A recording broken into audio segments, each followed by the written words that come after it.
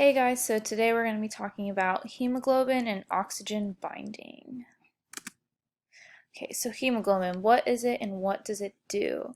Hemoglobin is a protein that carries oxygen from the lungs to the tissues, and it also aids in the transport of carbon dioxide and hydrogen ions back to the lungs. Hemoglobin structure. Okay, so what does hemoglobin look like? Well, we can break it down into one of its distinctive groups called the heme. The heme group actually gives oxygen its binding capacity. The heme group is made up of an organic component, the protoporphyrin, and the iron atom. So the iron atom is going to be the central atom here, and that's actually going to be the atom that bonds to oxygen. So we see that this iron atom has 4 nitrogen atoms attached to it, and we know that this allows the iron atom to have a charge of 2 plus. So that means that there are still 2 open spaces for binding to occur. So typically, though, that 5th spot is occupied by a histidine residue, but that means that there's a 6th spot open for oxygen binding. So this is really important to hemoglobin and its ability to bind oxygen. So this is where that oxygen is going to be binding. So you'll have at least one oxygen that's able to bind to this iron group. All right.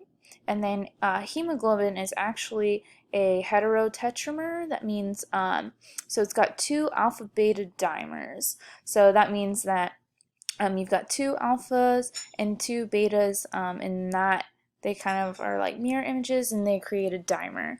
And in this dimer, you've got 4 iron atoms per hemoglobin. So that means, like how we were discussing before, how you can bind 1 oxygen atom to this iron. So now you've got 4 iron atoms, so now you can bind up to 4 oxygens on this hemoglobin heterotetramer. And when oxygen binds, this iron kind of moves towards this porphyrin plane, and this changes the quaternary structure.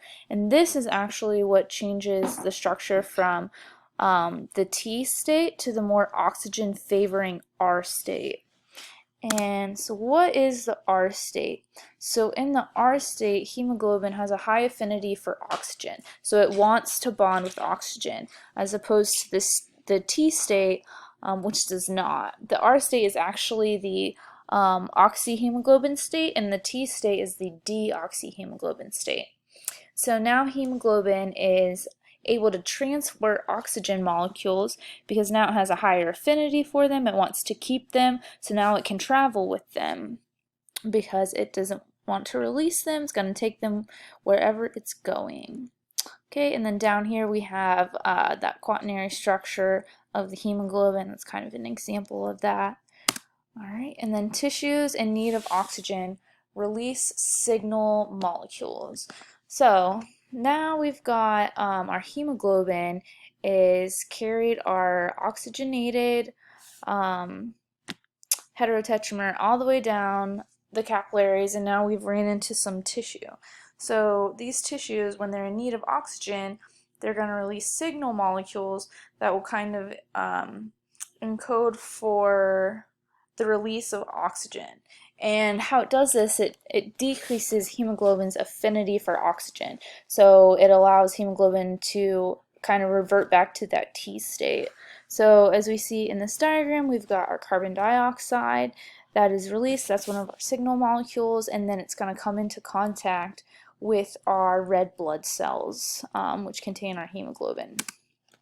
Okay, so this reaction right here, it actually decreases the pH inside the red blood cell, allowing oxygen to be released. So this is kind of the mechanism behind the ability for that red blood cell to release that oxygen. So you've got carbon dioxide, and it's going to come into contact with the water in the red blood cell, and then that's going to create carbonic acid, and that's going to decrease the pH inside of the the capillaries here. So now, why would pH play such a role?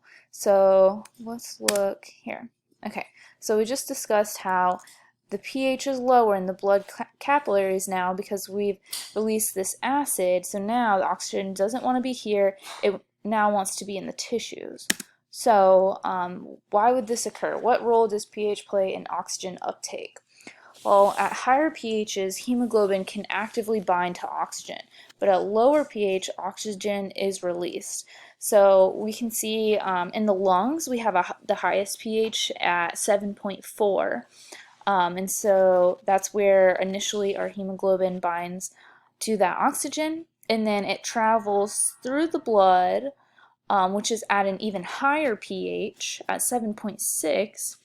And this is why oxygen isn't released before it reaches the tissues, because you come from the lungs to the blood, which actually has an even higher pH, so it's more likely to be bound to the hemoglobin. And then when we reach the tissues, that's got an even lower pH.